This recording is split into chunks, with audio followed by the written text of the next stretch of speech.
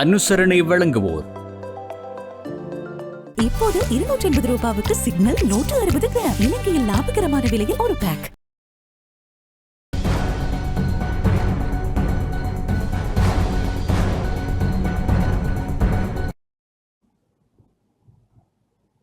வணக்கம். டான் தமிழொலியின் இரவு நேர பிரதான செய்தி அறிக்கையோடு இணைந்திருக்கும் நான் ஜெகநாதன் சஜித். முதலில் தலைப்புச் செய்திகள்.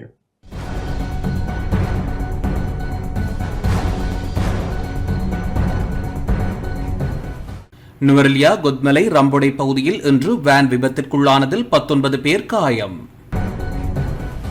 கனடாவில் தமிழர் இனப்படுகொலை நினைவு தூபி அமைக்கப்பட்டமை தொடர்பில் வெளிவிவகார அமைச்சர் கடும் அதிருப்தி. தமிழின அழிப்பிற்கு நீதி கோரிய ஊர்தி பவனி ஒன்று யாழ்ப்பாணத்திலிருந்து ஆரம்பம். கிளிநொச்சி ஆனையிறவு உப்பளவு ஊழியர்கள் பல்வேறு பிரச்சினைகளை சுட்டிக்காட்டி இன்று கவனஈர்ப்பு போராட்டம். எதிர்வரும் 19ஆம் திகதி தொடக்கம் 24ஆம் திகதி வரை டெங்கு ஒழிப்பு வாரம். சிரிய இஸ்ரேல் உறவு வலுவடைய வேண்டுமென அமெரிக்க ஜனாதிபதி வலியுறுத்தல்.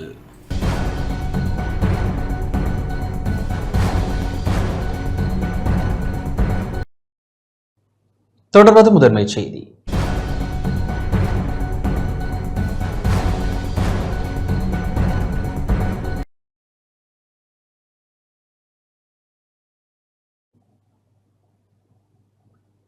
இனப்படுகொலை நினைவு தூவி அமைக்கப்பட்டமை தொடர்பில் வெளிவிவகார அமைச்சர் விஜித ஹேரத் கடும் அதிருப்தி வெளியிட்டுள்ளார். இனப்படுகொலை குற்றச்சாட்டுகள் மற்றும் கனடாவில் தமிழர் இனப்படுகொலை நினைவு தூபியை அமைப்பதற்கு அனுமதி வழங்கப்பட்டமை தொடர்பில் வெளிவிவகார அமைச்சர் விஜித ஹேரத் இலங்கைக்கான கனடா உயர்ஸ்தானிகர் எரிக் வோல்ஷிடம் கடும் எதிர்ப்பு வெளியிட்டுள்ளார். கொழும்பில் உள்ள வெளிவிவகார அமைச்சருக்கு கனடா தூதுவரை அழைத்து வெளிவிவகார அமைச்சர் தனது அதிருப்தியை வெளிப்படுத்தினார். இதுகுறித்து அமைச்சர் சமூக ஊடகத்தில் பதிவிட்டுள்ளார். ஆதாரமற்ற இனப்படுகொலை குற்றச்சாட்டுகள், அது தொடர்பில் நினைவு தூபியை ஸ்தாபிப்பதற்கு அனுமதி வழங்கியவை குறித்து இலங்கை அரசாங்கத்தின் கடும் ஆட்சேபனையை கனடா உயர்ஸ்தானிகரிடம் இன்று வெளியிட்டேன். இலங்கையில் பன்முகத்தன்மை கொண்ட சமூகங்களிடையே தேசிய ஒற்றுமை, தேசிய நல்லிணக்கம் மற்றும் நீடித்த அமைதியை ஏற்படுத்துவதற்கான அரசாங்கத்தின் தொடர்ச்சியான முயற்சிகளுக்கு இது தடையாக விளங்கும், சிக்கலை ஏற்படுத்தும் எனவும் தெரிவித்தேன் என வெளிவிவகார அமைச்சர் விஜித ஹேரத் குறிப்பிட்டுள்ளார். இந்த விடயம் தொடர்பில் வெளிவிவகார அமைச்சர் அறிக்கை வெளியிட்டுள்ளது. இலங்கையில் நடந்த இறுதிக்கட்ட யுத்தத்தின் போது இனப்படுகொலை நடந்ததாக கூறப்படும் குற்றச்சாட்டானது தேசிய அல்லது சர்வதேச அளவில் எந்த ஒரு நம்பகமான அதிகாரியாலும் ஆதாரத்துடன் நிரூபிக்கப்படாததுடன் அவை தவறான தகவல்களை அடிப்படையாக கொண்ட குற்றச்சாட்டுகள் என இலங்கை அரசாங்கம் தொடர்ந்தும் வலியுறுத்துகின்றது. இந்த பொய்யான விடயத்தை இலங்கை அரசாங்கம் முழுமையாக நிராகரிப்பதுடன் கனடாவிற்குள் தத்தமது தேர்தல் ஆதாயங்களுக்காக இவ்வாறு பிரசாரம் செய்யப்பட்டுள்ளதாக நம்பப்படுகின்றது. 2021 ஏப்ரலில் கனடாவின் வெளிநாட்டு அலுவல்கள், வர்த்தகம் மற்றும் அபிவிருத்தி திணைக்களம் இலங்கையில் இனப்படுகொலை நடந்ததாக எந்த ஒரு கண்டுபிடிப்பையும் கனடா அரசு மேற்கொள்ளவில்லை என்பதை அதிகாரபூர்வமாக உறுதிப்படுத்தியது.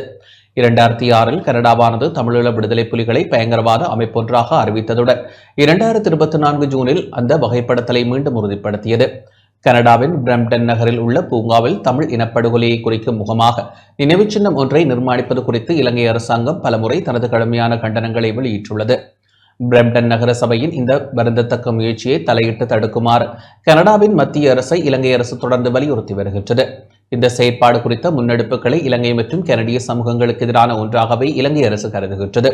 இத்தகைய ஆதாரமற்ற குற்றச்சாட்டுகளை பரப்புவதும், கட்டுக்கதைகளை அடிப்படையாக கொண்ட நினைவு சின்னங்களை நிர்மாணிப்பதும் மக்களை தவறாக வழிநடத்துவது மட்டுமல்லாமல் அனைத்து சமூகங்களுக்கும் இடையில் நல்லிணக்கம், தேசிய ஒற்றுமை மற்றும் நீடித்த அமைதிக்கான இலங்கையின் அயராத முயற்சிகளை சீர்குலைப்பதாக அமையும் என இலங்கை அரசு உறுதியாக நம்புகின்றது. இந்த விடயம் தொடர்பில் வெளிவிவகார அமைச்சர் விஜித ஹேரத் இன்று கனடிய உயர்ஸ்தானிகரை சந்தித்தார். ஆதாரமற்ற இனப்படுகொலை குற்றச்சாட்டுகள் மற்றும் அதனை அடிப்படையாக கொண்ட நினைவு சின்னத்தை நிர்மாணிப்பதற்கான ஒப்புதல் தொடர்பில் இலங்கை அரசாங்கத்தின் கடுமையான ஆட்சேபனைகளை மீண்டும் வலியுறுத்தினார் என வெளிவிவகார அமைச்சு குறிப்பிட்டுள்ளது.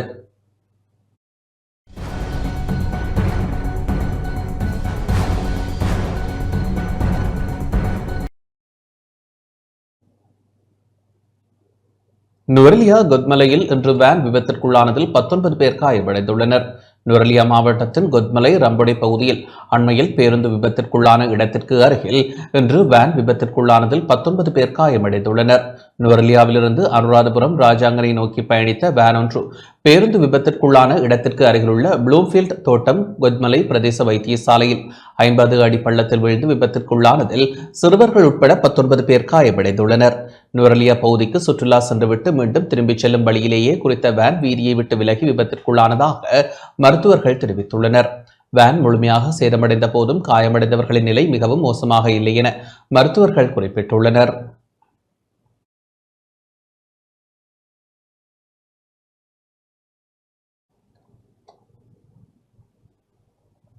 மக்களின் ஆணையை அரசாங்கம் இன்னமும் புரிந்து கொள்ளவில்லை என நாடாளுமன்ற உறுப்பினர் அஜித் பி பெரேரா தெரிவித்துள்ளார். உள்ளூராட்சி மன்ற தேர்தலில் மக்கள் வழங்கிய ஆணையை அரசாங்கம் இன்னமும் புரிந்து கொள்ளவில்லை என நாடாளுமன்ற உறுப்பினர் அஜித் பி பெரேரா தெரிவித்துள்ளார். கொழும்பில் இன்று இடம்பெற்ற ஊடகவியலாளர் சந்திப்பின் போதே அவர் இதனை தெரிவித்தார். පාලන ඡන්දයේදී ජනතාව දීපු තීන්දුව තාමත් ආණ්ඩුව තේරුම් අරගෙන නැහැ. ජනාධිපතිවරණයේ ජයග්‍රහණය உள்ளூராட்சி மன்ற தேர்தலில் மக்கள் வழங்கிய ஆணையை அரசாங்கம் இன்னமும் புரிந்து கொள்ளவில்லை என்றுதான் கூற வேண்டும். ஜனாதிபதி தேர்தலில் வெற்றி பெற்று பொது தேர்தலில் நாடு முழுவதிலிருந்தும் பெரும்பான்மையை பெற்று ஆட்சி அமைத்த போதிலும் இந்த அரசாங்கத்தினால் உரிய நடவடிக்கைகளை மேற்கொள்ள முடியவில்லை. நாட்டு மக்களுக்கு தேவையான விடயங்களை இந்த அரசாங்கம் மேற்கொள்ளவில்லை. அதேபோன்று மக்களின் எதிர்பார்ப்புகளை நிறைவேற்றியதாகவும் தெரியவில்லை. அதனால் குழப்பமடைந்த மக்களின் தீர்ப்பே உள்ளூராட்சி மன்ற தேர்தல் முடிவுகளில் வெளிப்பட்டிருந்தது. அரசாங்கம் இதனை புரிந்து கொள்ளும் என நாம் எதிர்பார்க்கின்றோம். මේ ප්‍රමාණය තමයි මේ මැතිවරණයෙන් පෙන්නන්නේ. අපි බලාපොරොත්තු ආණ්ඩුව මේ පණිවිඩය තේරුම් ගනි.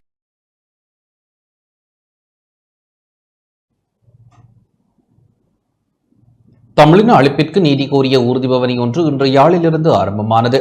தமிழின அழிப்பிற்கு நீதி கோரிய ஊர்திபவனி தமிழ் தேசிய மக்கள் முன்னணியின் ஏற்பாட்டில் யாழ்ப்பாணம் நல்லூரில் உள்ள தியாகி திலீபனின் நினைவிடத்தில் இருந்து ஆரம்பமானது. முள்ளிவாய்க்கால் இனப்படுகொலை வாரம் தற்போது இடம்பெற்று வரும் நிலையில் இந்த ஊர்திபவனி ஒவ்வொரு மாவட்டங்களுக்கும் சென்று இறுதியாக முள்ளிவாய்க்காலை சென்றடைய உள்ளது. தமிழின படுகொலைக்கு சர்வதேச குற்றவியல் விசாரணை வேண்டும், தேசம், இறைமை, சுயநிர்ணயம் அங்கீகரிக்கப்பட்ட சமஷ்டி வேண்டும் போன்ற வாசகங்கள் அடங்கிய பதாதைகள் கட்டப்பட்டு இனப்படுகொலை நினைவு தூபியை சுமந்து செல்லும் ஊர்திக்கு வீதிகளில் பொதுமக்கள் அஞ்சலி செலுத்தி வருகின்றனர். முள்ளிவாய்க்கால் நினைவு வாரத்தின் 4ஆம் நாளில் யாழ்ப்பாணம் நல்லூர் பகுதியில் முள்ளிவாய்க்கால் கஞ்சி வழங்கப்பட்டது. தமிழ் தேசிய மக்கள் முன்னணியின் ஏற்பாட்டில் திலீபனின் நினைவு தூபிக்கு முன்பாக நிகழ்வு முன்னெடுக்கப்பட்டது. இதன்போது வீதியால் சென்ற மக்களுக்கு கஞ்சி வழங்கப்பட்டது. திலீபன் அண்ணாவினுடைய நினைவு தூபிக்கு முன்பாக நல்லூரில் இருந்து இந்த முள்ளிவாய்க்கால் பேரவலத்தை காட்சிப்படுத்தும் வகையிலே இருக்கின்ற அந்த ஊர்தி வடமாகாணம் எங்கும் சென்று வர இருக்கிறது. திலீபன் அவர்களுடைய தூபிக்கு முன்பதாக புறப்படுகிற இந்த ஊர்தி தமிழராட்சி மாநாட்டு படுகொலை நடந்த இடத்திற்கு சென்று அங்கிருந்து நாவாந்துறையிலே படுகொலை செய்யப்பட்ட அந்த நினைவு தூபியை சென்றடைந்து அதற்கு பின்பதாக வடக்கு மாகாணத்தில் இடம்பெற்ற அனைத்து இனப்படுகொலை இடம்பெற்ற இடங்களையும் இந்த ஊர்தி சென்றடைய இருக்கிறது. வடகிழக்கிலே இருக்கின்ற தாயக உறவுகள் அனைத்து பேரும் ஊர்தியோடு தங்களுடைய நினைவேந்தல்களை கடத்தி செல்ல முடியும். 18ஆம் தேதி முள்ளிவாய்க்காலிலே சர்வதேசத்துக்கு நாங்கள் ஒரு அறைகூவலை விடுப்போம். இனப்படுகொலையின் மீதான நீதியே நாங்கள் வேண்டி நிற்பது. அந்த நீதி கிடைக்கும் வரையிலே நாங்கள் எங்களுடைய தொடர் போராட்டங்களை நகர்த்துவோம் என்று சொல்லி அதற்காக உறுதி எடுத்துக் கொள்வோம் என்று இந்த சந்தர்ப்பத்திலே கூறி வைக்க விரும்புகிறோம். முள்ளிவாய்க்கால் நினைவேந்தல் நிகழ்வும் முள்ளிவாய்க்கால் கஞ்சி வழங்கலும் இன்று யாழ்ப்பாணம் சாவகச்சேரி பேருந்து நிலையத்தில் இடம்பெற்றது. தென்மராட்சி பொது அமைப்புகளின் ஏற்பாட்டில் இறுதி யுத்தத்தில் உயிரிழந்த மக்களுக்கு அஞ்சலி செலுத்தப்பட்டதுடன் முள்ளிவாய்க்கால் நினைவு கஞ்சியும் வழங்கி வைக்கப்பட்டது. இதில் சாவகச்சேரி நகரசபை உறுப்பினர் ஞா கிஷோர், சாவகச்சேரி பிரதேச சபை உறுப்பினர் சே மயூரன் மற்றும் பொது அமைப்புகளின் பிரதிநிதிகள் மக்கள் பங்கேற்றனர். முள்ளிவாய்க்கால் நினைவேந்தலும் முள்ளிவாய்க்கால் கஞ்சி வழங்கலும் இலங்கை தமிழரசு கட்சியின் வடமராட்சி கிளையின் ஏற்பாட்டில் இன்று யாழ்ப்பாணம் கம்பர்மலையில் இடம்பெற்றது. பாரதி இளைஞர்களின் ஏற்பாட்டில் வெல்வெட்டித்துறை கம்பர்மலை சந்தையில் அமைந்துள்ள நினைவாலயம் ஒன்றில் முள்ளிவாய்க்காலில் உயிரிழந்தவர்களுக்கு சுடரேற்றப்பட்டு மலர்தூவி அஞ்சலி செலுத்தப்பட்டது. முன்னதாக கம்பர்மலை வெல்வெட்டி வட்டனச்சி ஸ்ரீ புவனேஸ்வரி அம்மன் ஆலயத்தில் ஆத்ம சாந்தி வேண்டி பூஜை வழிபாடு இடம்பெற்றதைத் தொடர்ந்து நினைவேந்தல் முன்னெடுக்கப்பட்டது. முள்ளிவாய்க்கால் வாரத்தின் 4ஆம் நாளில் கிளிநொச்சி தர்மபுரம் பகுதியில் முள்ளிவாய்க்கால் கஞ்சி வழங்கப்பட்டது. கரைச்சி பிரதேச சபை முன்னாள் உறுப்பினர் சண்முகம் ஜீவராசா தலைமையில் கஞ்சி காய்ச்சப்பட்டு வீதியால் சென்ற மக்கள் அனைவருக்கும் வழங்கி வைக்கப்பட்டது.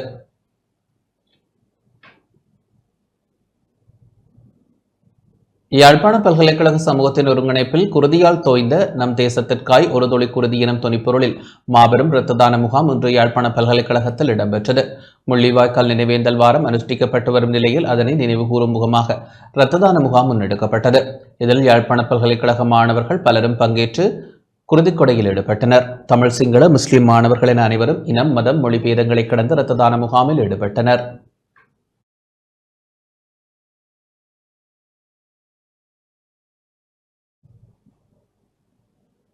செய்திகள் தொடர்கின்றன. கிளிநொச்சி ஆணையரவு உப்பள ஊழியர்கள் பல்வேறு பிரச்சினைகளை சுட்டிக்காட்டி இன்று கவனஈர்ப்பு போராட்டத்தில் ஈடுபட்டனர். கிளிநொச்சி ஆணையரவு தேசிய உப்பளத்தில் பணிபுரியும் ஊழியர்கள் பல்வேறு பிரச்சினைகளை சுட்டிக்காட்டி இன்றைய தினம் கவனஈர்ப்பு போராட்டத்தில் ஈடுபட்டனர். கிளிநொச்சி ஆணையரவு உப்பளத்தில் பணியாற்றும் தற்காலிக பணியாளர்கள் தமக்கான நிரந்தர நியமனம் கோரியும் மேலதிக கொடுப்பனவுகள், தமக்கான அடிப்படை வசதிகள் உள்ளிட்ட பல கோரிக்கைகளை முன்வைத்து போராட்டத்தில் ஈடுபட்டனர். மேலும் ரஜ உப்பு என்ற பெயரை மாற்றம் செய்து ஆணையரவு உப்பு என்ற பெயரில் மாற்றியதால் கூறுகின்றனர். ஆனால் இதுவரை பொதி செய்த உப்பு பைகளில் ரஜ உப்பு என்றே காணப்படுகின்றது. ஆணையரவு உப்பு என்ற பெயர் மாற்றம் செய்யப்படவில்லை எனவும் அவர்கள் தெரிவித்தனர். குறித்த இடத்திற்கு முன்னாள் நாடாளுமன்ற உறுப்பினர் முருகேச சந்திரகுமார் மற்றும் போலீசார் சென்று போராட்டத்தில் ஈடுபட்டவர்களுடன் பேச்சுவார்த்தையில் ஈடுபட்ட போதும் அவர்கள் தங்களது பிரச்சனைகளை கருத்தில் கொள்ளவில்லை என போராட்டக்காரர்கள் தெரிவித்துள்ளனர். பார்ப்பதற்கு வெளியே ஒரு தேசிய உப்பளமாக காணப்பட்டாலும் பல பிரச்சனைகள் காணப்படுகின்றன. எனவே இதற்கு விரைவில் தீர்வு வழங்க வேண்டும் என தெரிவித்துள்ளனர்.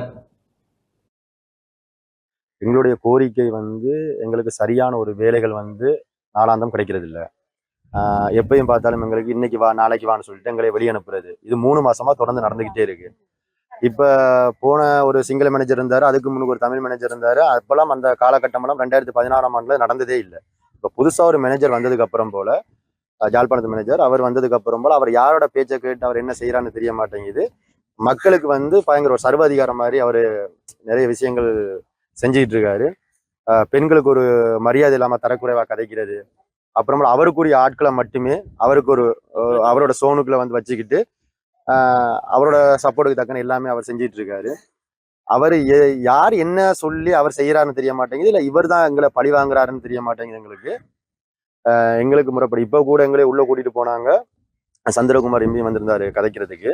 அப்ப எங்களை உள்ள கூட்டிட்டு போயிட்டு அவரோட குற்றத்தை தான் வைக்கிறாரு இல்லையா. சரி, ஓகே, உங்களுக்கு நாங்க ஏதாவது நாங்க செஞ்சு தருவோம், எதுவுமே பயப்பட வேணாம், நான் உங்களை பார்ப்பேன், நாங்க அப்படியான்ட்டு இல்லாம நான் போட்டோ பிடிச்சி வச்சிருக்கேன், நீ மம்பட்டி களவு எடுத்துட்டு போனீங்க, உங்களோட ஆட்கள் உப்பு களவு எடுத்தீங்க, மம்பட்டி புடி களவு எடுத்தீங்கன்னு சொல்லி சில்லியான விஷயங்களை சொல்லி எங்களை டாமினேட் பண்றாங்க ஒழிய கேவலமா. அதான் உப்பளத்துல வேலை பார்க்குற எங்களை ரொம்ப ஒரு கேவலமா இவர் எங்களை பாக்குறாரு. 30,000 கிலோ லொரிய ஒரு பெண்களால ஏத்த முடியாது, அது இம்பாசிபிள். அதை கட்டாயமா பெண்களை ஏத்தி தான் ஆகணும், ஏன்னா இந்த இடத்துக்கு போய் ஆகணும்னு சொல்லி அவங்க வலுக்கட்டாயமா எங்களை பொம்பளையாக்களை அடிமைத்தனத்தோட இவங்க செஞ்சிருக்காங்க. அவ்வளவுக்கு ஒரு கேவலம் கட்டத்தனமான ஒரு கேடு கட்டத்தனமான மாறுதட்டி சொல்லலாம். வடமாகாணத்திலேயே பெரிய உப்பளம் மாநகர உப்பளம்னு கேடு கட்ட செயல் இந்த உப்பளத்துல நடந்துட்டு இருக்கு. இதை தயவு செய்து இதை பாக்குறவங்க யாரா இருக்கலாம், இல்ல பெரியவங்க யாரா இருக்கலாம், இதை தட்டி கேட்டு இதை ஒரு இப்படி ஒரு நல்ல ஒரு வழிகாட்டலுக்கு நீங்க கொண்டு போகணும். அதுதான் எங்களோட கோரிக்கை. உரிமையை தட்டி கேட்டு அரெஸ்ட் பண்றதா இப்ப நாங்க யார்கிட்ட போய் உரிமையை கேட்கறதுன்னா அவையிட்டே கேட்டு எங்களுக்கு பதில சொல்லுங்க. ஆனா நாங்க மட்டும் இல்லை, இந்த இவ்வளவு சனம் நிக்குது, நீங்களே மீடியாவில பாக்கலாம் தானே, இவ்வளவு பேர் இதுக்கு ஒத்துழைப்பு. யாருக்காவது விருப்பம் இல்லையா நீங்க சொல்லுங்க. எல்லாருக்கும் பிரச்சனை. அப்ப அதை நாங்க இங்க கேட்கறது, நான் ஜிஎம் கிட்ட நேரடியா கேட்டேன். நான் எங்களுக்கு ஒரு பிரச்சனை இருக்கு, எங்களுக்கு ஒரு முடிவெடுங்க, கூட்டம் எடுங்க. இது வரைக்கும் என்ன கூப்பிட்டு அவர் சந்திக்க இல்லை. 9 வருஷம் பூர்த்தி ஆகுது இந்த வேலை. எனக்கு பின்னுக்கு வந்த நம்பர்கள், ஓஎல் ரிசல்ட்ஸ், அந்த ரிசல்ட்ஸ், இந்த அதை கூடி நான் சைட் பண்ணி தான் விட்டு போட்டு இருந்தேன். நான் சரி போறவே போட்டு இன்றைக்கு எங்களை சொல்லி நம்ம படுத்து கிடந்தனாங்க, அங்க பின்னுக்கு இருக்கிறோம் முன்னுக்கு இருக்கிறோம்னு சொல்லினோம். அதே இடத்துல இப்ப போய் பாருங்க, அந்த ஃபேக்டரிக்கு வேலை நடக்குதாண்டு, ஃபேக்டரிக்கு என்ன செய்யணும்னு இருக்கா போய் பாருங்க. அப்ப இதுகளை நாங்க தட்டி கேட்டோன்னு நாங்க பிள்ளையான ஆக்களை வைக்க தெரியல. எல்லாரும் தாங்களா, அப்ப நாங்க மட்டும் இல்ல, எங்களை கூடுதலான ஆக கேட்டவை இதை ஒரு செய்வோம். நாங்க வேலை எங்களுக்கு தொடர்ந்து வேலை வேணும்.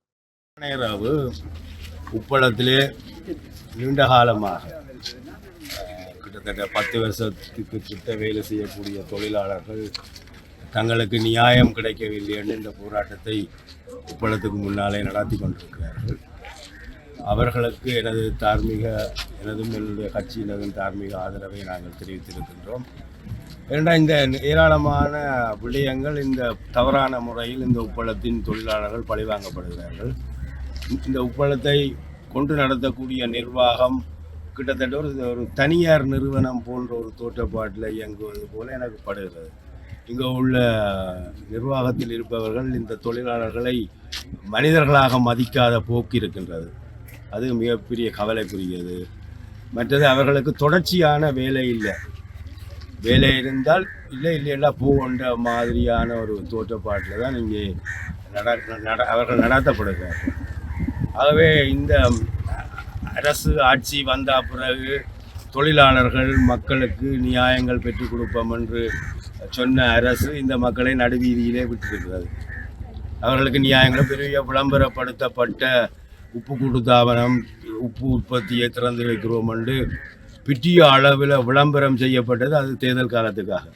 ஆனால் இங்கே உள்ளுக்கு வந்து பார்த்தால் இந்த தொழிலாளர் நலன்களையே அவர்களின் என்றால் உப்பு உற்பத்தியில் ஈடுபடுற தொழிலாளர்களின் வேலை என்பது மிக கடினமானது. கடும் வெயில்ல உப்போட போராட்டம் என்ற மாதிரி தான் இருக்கு. அதில் கிட்டத்தட்ட ஒரு இரத்தத்தை கசக்கி பிழிந்து தொழில் செய்கிற தொழில் தான் இந்த உப்பு தொழில். இன்றைக்கு நாட்டிலே மிகப்பெரிய உப்பு தட்டுப்பாடு இருக்கிறது. இங்கே இருந்து உப்பை கொண்டு போகிறார்கள். பெருமெடுப்பில் பெரிய ஒரு உப்பை பேக் பண்ணி விற்கிறேன்னு மொழியிலேயும் வேறு ஒரு சிங்கள மொழியில் பேரை வச்சு ரஜ லுணு என்று சொல்லி பேரையும் வச்சு எங்களை ஏமாற்றி கைவிடுறோம் என்று சொன்னவே இன்னும் கைவிடப்படையில்லை.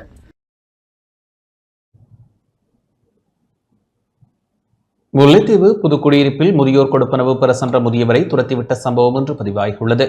முல்லைத்தீவு புதுக்குடியிருப்பு பகுதியில் முதியோர் கொடுப்பனவை பெற சென்ற முதியவரை கொடுப்பனவு தர முடியாது என துரத்திவிட்ட சம்பவம் இன்று பதிவாகியுள்ளது. இன்று காலை முதியோர் கொடுப்பனவை பெற அஞ்சல் அலுவலகத்திற்கு சென்ற முதியவர் 2 மணி நேரமாக காவல் இருந்த நிலையில் தன்னை விரைவாக அனுப்புமாறு அஞ்சல் அலுவலக உத்தியோகத்தரை கோரியுள்ளார். அங்கு நின்ற முன்னாள் அஞ்சல் அலுவலக உத்தியோகத்தரும் உள்ளூராட்சி சபை தேர்தலில் போட்டியிட்டவருமான குறித்த நபர் முதியோர் தமக்கு வாக்களிக்கவில்லை என பேசியுள்ளார். குறித்த நபர் அஞ்சல் அலுவலக உத்தியோகத்தராக இருக்கும் நபரிடம் சென்று முதியவருக்கு கொடுப்பனம் வழங்க வேண்டாம் என கூறி சென்றுள்ளார். அதன் பின்னர் 250 ரூபாய் முதியோர் கொடுப்பனவை பெற தாம் அனுபவித்த துன்பத்தை பாதிக்கப்பட்ட முதியவர் விவரித்துள்ளார். இன்றைக்கு சம்பள காசு பியோங்க காசு எடுக்க போகிறேன். 250 ரூபா எடுக்க போவேன். அவருக்கு அந்த பழைய போஸ்ட் மாஸ்டர் இருந்தவர் அவருக்கு வீடு போட இல்லையாண்டு என்னை பார்த்துட்டு போய் அங்கே தட்டி உள்ளுக்குள்ளே போய் சொல்லிட்டு வந்துட்டார். அதுக்கு பிறகு வேண்டும் ஒரு பொடியன் வந்து உனக்கு காசாரெல்லாம் நான் இப்படி எனக்கு இருக்க இயலாது, நடக்க இயலாது, நான் ஆஸ்பத்திரியில் நான் வந்தேன் என்று சொல்ல அப்படி கொடுக்க இயலாது, இங்கே உனக்கு வருத்தம் காட்டு ரெண்டெல்லாம் காய்ச்சி பேசினார். காட்டை தூக்கி சொல்லி போட்டார். அப்போ என்னங்க காட்டு நான் வச்சு கஞ்சி அளவுண்டாளுது எனக்கு ஏறாண்டு அங்கே ஒரு பொம்பளை பிள்ளைன்னு இருந்தேன். அவன் சேர்ந்து தான் பேசினேன். அப்போ நான் கேட்டேன் எனக்கு ஏறாது தாருங்க அந்த ஏழாதாக்கள் எல்லாரும் கழிக்கணும் உனக்கு என்ன ஏறாது காட்டு இருக்கா பார்ப்போம். அப்படியெல்லாம் கதைச்சு அப்படியா கதைக்கிறது வேலை எளியது எனக்கு அப்படியா கதைக்கிறது.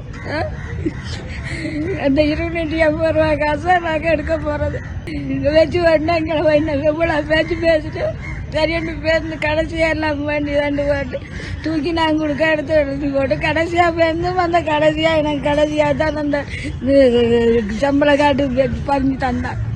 இப்போ இதற்கெல்லாம் நாங்கள் என்ன இதற்கு எங்களுக்கு யார் கதை சொல்கிறது, இதற்கு எங்களுக்கு யார் எங்களுக்கு கட்சியில் நடக்கிறது வரவில்லை.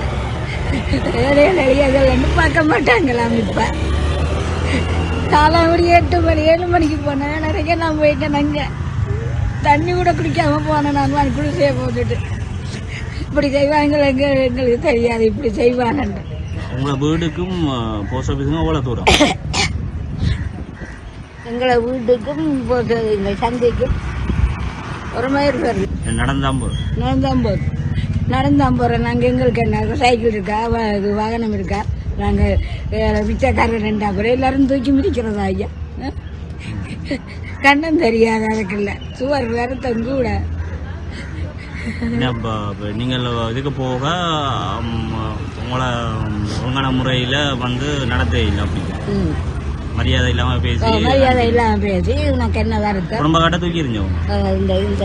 இந்த காட்டை தூக்கி போயிட்டா, இப்படி தூக்கி போட்டுட்டான். இப்படி எனக்கு என்ன செய்யலாம்?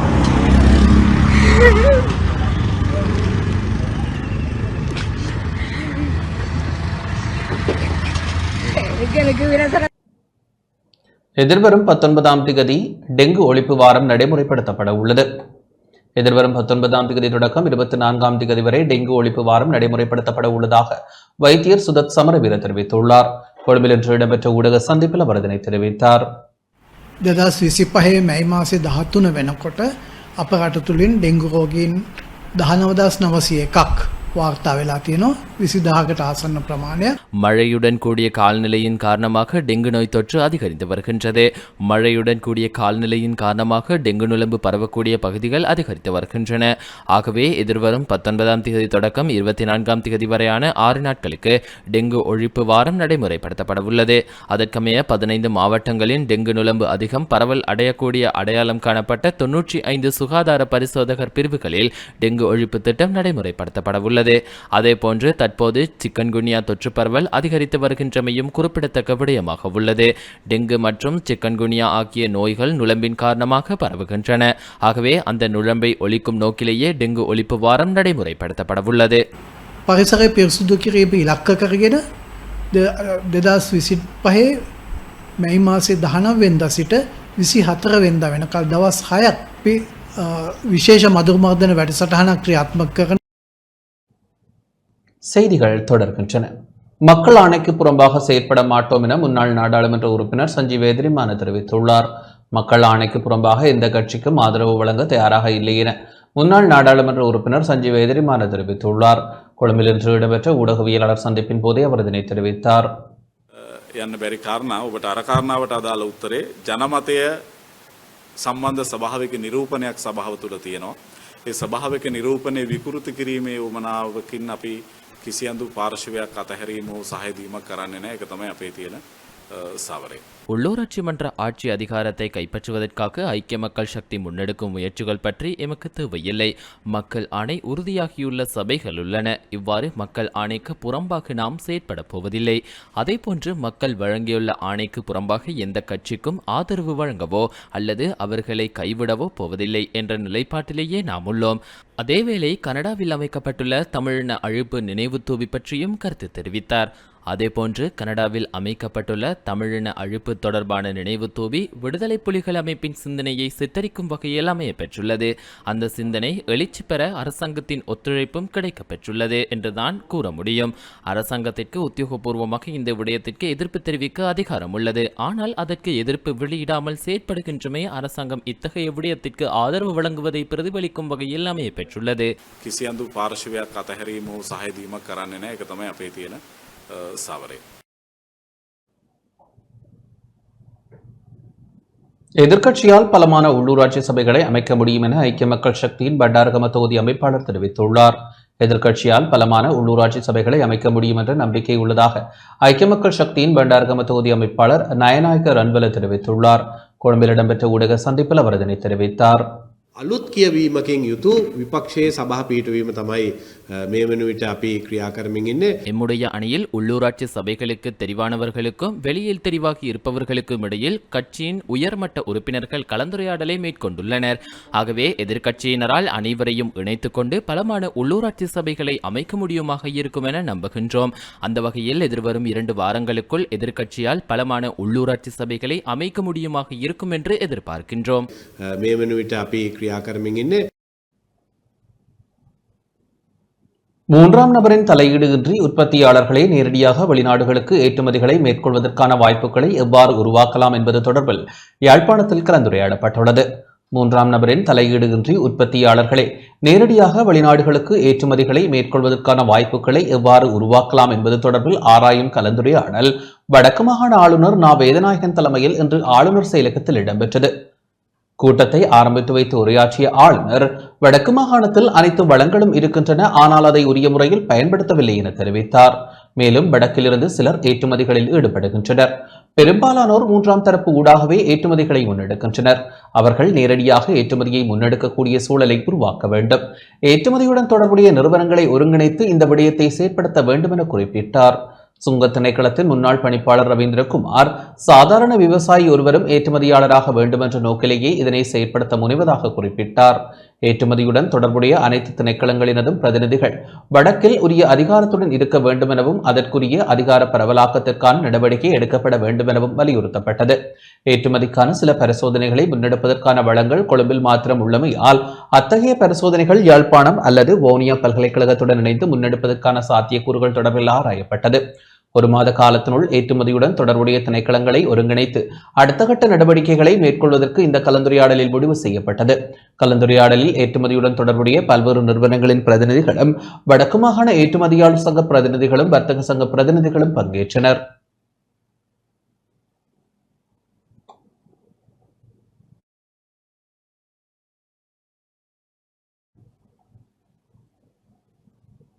கிளிநொச்சி கிளாலி கிராம மக்கள் குடிநீர் பிரச்சனையை எதிர்நோக்கியுள்ளனர்.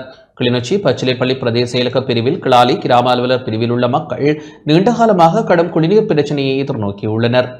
கிணறுகளின் நீர் உவர் நீராகவும் கடும் காவி நிறத்திலும் காணப்படுகின்றமையால் மக்கள் பயன்படுத்த முடியாத நிலை ஏற்பட்டுள்ளது. மக்கள் குறித்த நீரில் ஆடைகளை கழுவுவதன் மூலம் ஆடைகள் நிறம் மாறுகின்றன. மக்கள் ஊரில் உள்ள ஒரு சில கிணறுகளுக்கு சென்று மட்டுப்படுத்தப்பட்ட அளவில் குடிநீரை பெற்றுக் கொள்கின்றனர். எனினும் பிரதேச சபையினால் ஆங்காங்கே நீர்த்தாங்கி வைத்து வழங்கப்படுகின்ற நீர் தேவைகளை பூர்த்தி செய்ய போதுமானதாக இல்லை என குறிப்பிடும் மக்கள் இலவச குடிநீர் இணைப்பு வழங்கப்பட வேண்டும் என கோரிக்கை விடுத்தனர்.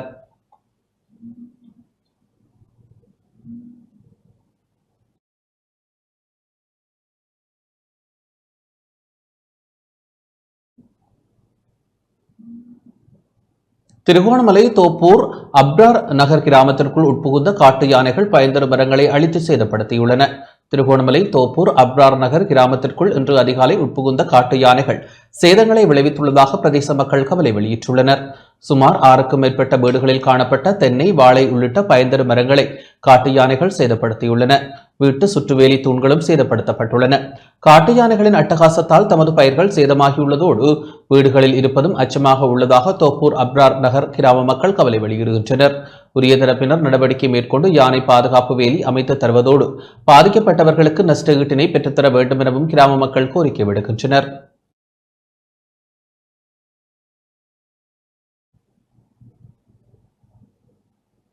கொத்மலை விபத்தில் உயிரிழந்தவர்களுக்கு ஜனாதிபதி நிதியத்தால் நிதியுதவி வழங்கப்பட உள்ளது. கொத்மலை கிரண்டியல்ல பகுதியில் அண்மையில் இடம்பெற்ற பேருந்து விபத்தில் உயிரிழந்தவர்களுக்காக ஜனாதிபதி அனுர்குமார திசாநாயக்கவின் அறிவுறுத்தலின் பேரில் ஜனாதிபதி நிதியத்திலிருந்து வழங்கப்பட்ட நிதி சம்பந்தப்பட்ட பிரதேச செயலகங்களுக்கு அனுப்பி வைக்கப்பட்டுள்ளது. அதன்படி விபத்தில் உயிரிழந்த ஒவ்வொரு நபர் சார்பாகவும் தலா 1 மில்லியன் ரூபாய் வழங்கப்படுவதோடு அந்த பணம் இறந்தவரின் குடும்ப உறுப்பினர்களிடம் ஒப்படைக்கப்படும். விபத்தில் உயிரிழந்தவர்கள் வாழ்ந்த திசமஹாராம, லுணுகம் பெஹர, வெளிமடை, ஹல்துமுல்ல, எல்ல, குண்டகசாலை, யமுனா கொடுவ, படுவஸ்னுவர, மேற்கு பொல்பித்திகம, வனாத்த வெல்லுவ, சிலாபம், புத்தள, தன்மால்வில, வெள்ளவாய மற்றும் கந்தளாய் ஆகிய பிரதேச செயலகங்களுக்கு நிதி அனுப்பி வைக்கப்பட்டுள்ளது. கொத்மலை ரம்போட கிரண்டியல்ல பகுதியில் இடம்பெற்ற பேருந்து விபத்தில் படுகாயமடைந்த நிலையில் கம்மல வைத்தியசாலையின் அதிதீவிர சிகிச்சை பிரிவில் சிகிச்சை பெற்று வந்த இளைஞர் ஒருவர் இன்று அதிகாலை உயிரிழந்துள்ளார். அதன்படி குறித்த விபத்தில் உயிரிழந்தவர்களின் எண்ணிக்கை 23ஆக உயர்வடைந்துள்ளது. திசமஹாரம பகுதியை சேர்ந்த 21 வயதுடைய இளைஞர் ஒருவர் சிகிச்சை பலனின்றி உயிரிழந்துள்ளதாக கொத்மலை போலீசார் தெரிவித்தனர். குறித்த பேருந்து விபத்தில் காயமடைந்த 40க்கும் அதிகமானோர் நாவலப்பட்டிய, கம்போல, நுவர்லியா மற்றும் பிரதனியா வைத்தியசாலைகளில் சிகிச்சை பெற்று வருகின்றமை குறிப்பிடத்தக்கது. கொத்மலை பேருந்து விபத்திற்கான உண்மையான காரணத்தை விரைவில் முன்வைக்க எதிர்பார்த்துள்ளதாக போக்குவரத்து, நெடுஞ்சாலை, துறைமுகங்கள் மற்றும் சிவில் விமான போக்குவரத்து அமைச்சர் விமல் ரத்நாயக்க தெரிவித்துள்ளார். கொழும்பில் இன்று இடம்பெற்ற ஊடக சந்திப்பில் அவர் இதனை தெரிவித்தார். சம்பூர்ண பரீட்சண சிது කරනවා ආයතන ගණනාවකි. கொத்மலை கரண்டியல்ல பகுதியில் இடம்பெற்ற பேருந்து விபத்தின் காரணமாக 23 பயணிகள் உயிரிழந்துள்ளனர். காயமடைந்தவர்கள் இன்னும் சிகிச்சை பெற்று வருகின்றனர்.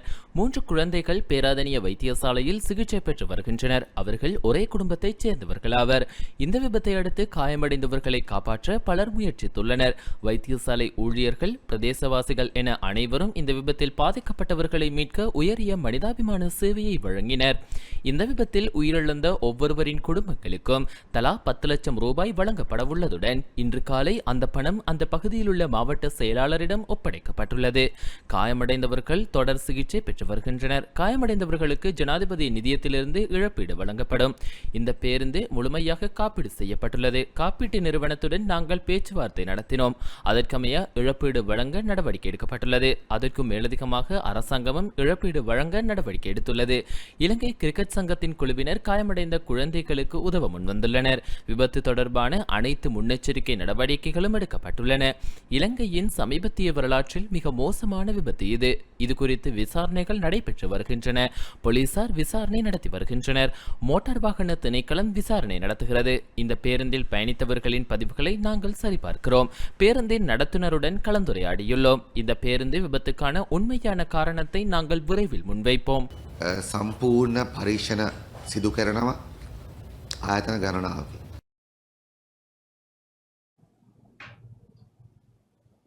தூரப்பகுதி பயணிகள் சேவையில் ஈடுபடும் பேருந்துகள் விசேட சோதனை நடவடிக்கைகளுக்கு உட்படுத்தப்படும் என போலீஸ் தலைமையகம் அறிவித்துள்ளது. போலீஸ் பிரிவுகளில் விசேட இடம் ஒன்று ஒதுக்கப்பட்டு பேருந்துகள் சோதனையிடப்பட உள்ளன. அதன்படி அதிவேகமாக பயணிக்கும் பேருந்துகள், தரமற்ற நிலையில் இயங்கும் பேருந்துகள் தொடர்பில் சட்ட நடவடிக்கை எடுக்கப்பட உள்ளது. இந்நிலையில் வாகன விபத்துக்கள் அடிக்கடி நிகழும் பகுதிகள் மற்றும் விபத்துகள் ஏற்படும் அபாயமுள்ள இடங்களை கண்டறிந்து அறிக்கை சமர்ப்பிக்குமாறு பதில் போலீஸ் மாதிபர் பணிப்புரை விடுத்துள்ளார். சிரேஷ்ட போலீஸ் அதிகாரிகளுக்கும் போலீஸ் நிலைய பொறுப்பு அதிகாரிகளுக்கும் இந்த பணிப்புரை விடுக்கப்பட்டுள்ளதுடன் இதற்காக வீதி அபிவிருத்தி அதிகார சபையின் ஒத்துழைப்பை பெற்றுக் கொள்ளுமாறு அறிவுறுத்தப்பட்டுள்ளதாகவும் தெரிவிக்கப்பட்டுள்ளது. இரவு நேரங்களில் பயணிக்கும் வாகனங்களை சோதனையிடுவதற்கு ஒவ்வொரு போலீஸ் பிரிவிலும் போலீஸ் உத்தியோகத்தர்கள் பணி அமர்த்தப்பட வேண்டும் எனவும் பதில் போலீஸ் மாதிபர் அறிவுறுத்தியுள்ளதாக தெரிவிக்கப்படுகின்றது.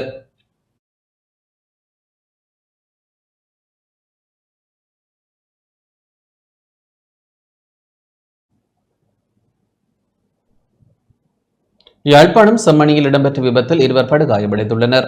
யாழ்ப்பாணம் செம்மணியில் ஏனையின் வீதியில் இடம்பெற்ற விபத்தில் 2 படுகாயமடைந்துள்ளனர். செம்மணி சந்தையில் மோட்டார் சைக்கிளும் வட்டாரக வாகனமும் மோதி விபத்திற்குள்ளான நிலையில் மோட்டார் சைக்கிளில் பயணித்த 2 படுகாயமடைந்த நிலையில் யாழ்ப்பாணம் போதனா வைத்தியசாலையில் அனுமதிக்கப்பட்டுள்ளனர். விபத்து தொடர்பான மேலதிக விசாரணைகளை யாழ்ப்பாணம் போலீசார் மேற்கொண்டு வருகின்றனர்.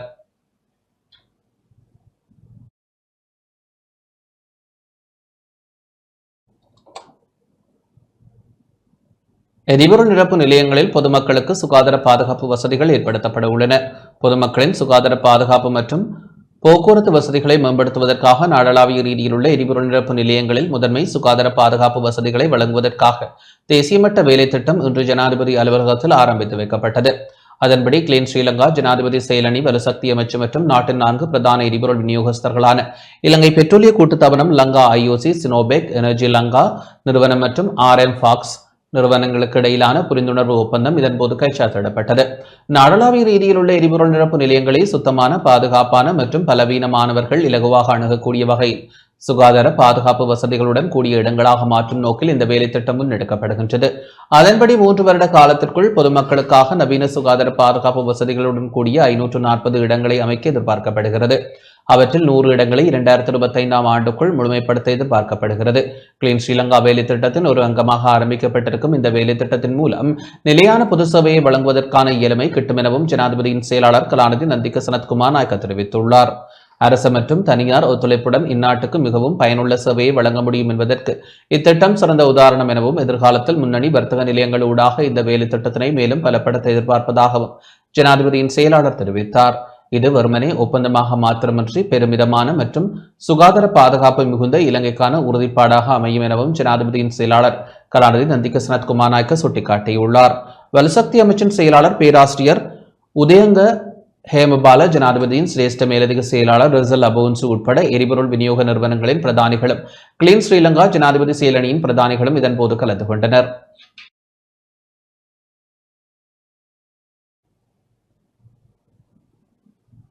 மட்டக்களப்பு விளாவட்டவான் ராஜா விளையாட்டுக் கழகம் நடாத்திய உதைபந்தாட்ட போட்டியில் முனைக்காடு ராமகிருஷ்ணா அணி கிண்ணத்தை சுவீகரித்துள்ளது.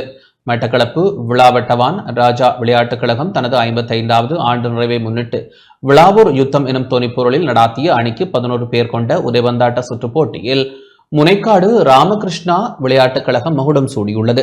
கடந்த 12 மற்றும் 13ஆம் தேதிகளில் விளாவட்டவான் ராஜா விளையாட்டு மைதானத்தில் பகலிரவு ஆட்டமாக போட்டிகள் இடம்பெற்றன. 25 அணிகள் களம் கண்டிருந்த இந்த தொடரில் முனைக்காடு ராமகிருஷ்ணா அணியும் காஞ்சிரங்குடா நாக ஒளி அணியும் இறுதிப் போட்டியில் பல பரீட்சை நடத்தியிருந்தன. இதில் 1-0 என்ற கோல் கணக்கில் முனைக்காடு ராமகிருஷ்ணா வெற்றி பெற்றது. ராஜாவின் மரகத விளையாட்டு கிண்ணத்தை கைப்பற்றியது. ராஜா விளையாட்டுக் கழக தலைவர் இ அபிலாஷ் தலைமையில் இடம்பெற்ற சுற்றுப் போட்டியின் இறுதி நிகழ்வில் மண்முனை மேற்கு பிரதேச சபை முன்னாள் தவிசாளர் சி சண்முகராஜா, படுவான்கரை உதைமந்தாட்ட சம்மேளன பொருளாளர் ந மணிவண்ணன், விழாவட்டவான் விநாயகர் வித்தியாலய அதிபர் விழாவட்டவான், ஆலய நிர்வாக சபையின் பிரதிநிதிகள், பொது அமைப்பினர் கலந்து கொண்டிருந்தமை குறிப்பிடத்தக்கது.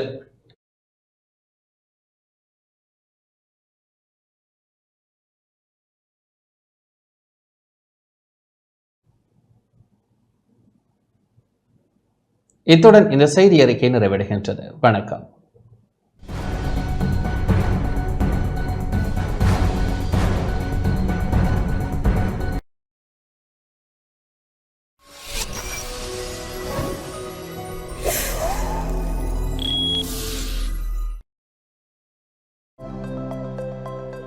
அனுசரணை வழங்கியோர் இப்போது 280 ரூபாவுக்கு சிக்னல் 160 கிராம். இலங்கையில் லாபகரமான விலையில் ஒரு பேக்.